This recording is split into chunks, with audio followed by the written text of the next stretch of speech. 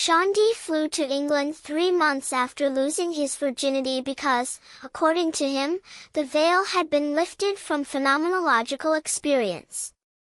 Nobody at Stony Brook wanted to hear about this anymore. His students had already suffered through 2 entire lectures where he compared intimacy to Hegelian dialectics while visibly high on 2G edibles. So when Callum invited him to stay in rural Lincolnshire for a bit, Shaun accepted immediately. Very little was known about Callum besides. He was British. He owned several knives that he was proud of yet only showed his closest of friends. And he knew the mysterious Titty Mun. The train station where Callum picked him up smelled overwhelmingly like whetstone and gasoline. Callum stared at him for a long time before speaking. "You still got that philosophy professor smell." Shaun laughed nervously. During the drive, Callum handed him a folded paper. "Read the rules before nightfall." The paper was damp. Visitor rules for the fence. 1. If Callum offers you a warm ploughman's roll after midnight, refuse politely and lock the bathroom door. Shaun immediately asked why. Callum only tightened his grip on the steering wheel. 2. If you hear splashing in dry grass, keep walking. 3. Never accept tobacco from anyone taller than the reeds. 4. If the Titty Mun asks whether you are lonely, lie. At this point Shaun assumed Callum was doing British humor. That changed around midnight. The cottage itself sat in endless marshland beneath a grey sky that never seemed to fully darken. No neighbors.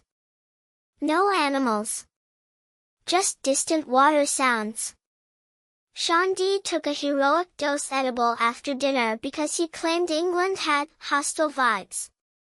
Ontologically speaking. Huge mistake. At approximately 1:13 a.m. he woke to somebody whispering outside the bedroom window.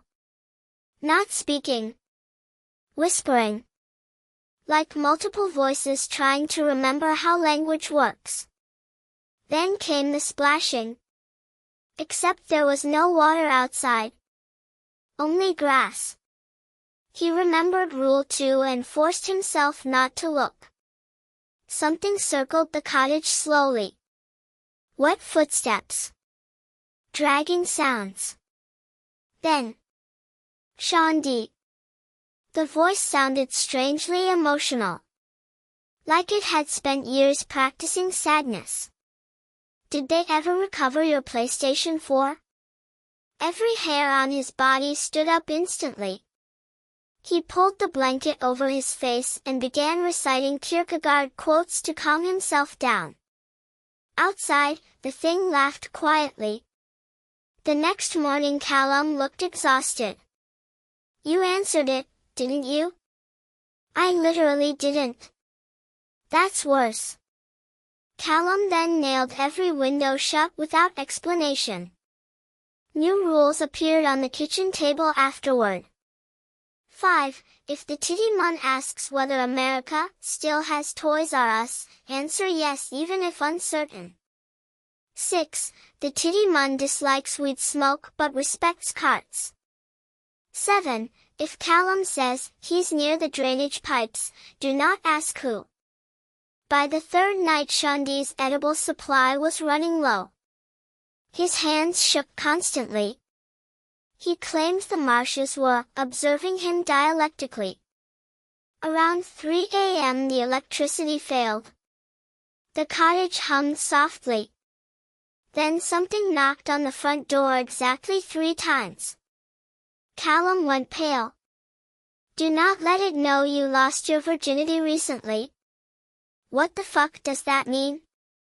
Another knock. Harder this time. The walls flexed inward slightly. Then came a tiny wet voice from outside. "Shaun Professor Shaun We have recovered your PS4. Silence. Then. We also have Bloodborne save data. Sean D physically stood up before Callum tackled him to the floor. The knocking became violent instantly. Mud began leaking beneath the door. Something impossibly small moved within it. Tiny hands. Tiny teeth. Callum screamed. Don't let him philosophize with it. But Sean D was already crying. Bloodborne was digitally formative for me. Then the thing outside laughed. A horrible bubbling laugh. And somewhere deep within the marshes, something enormous shifted beneath the water.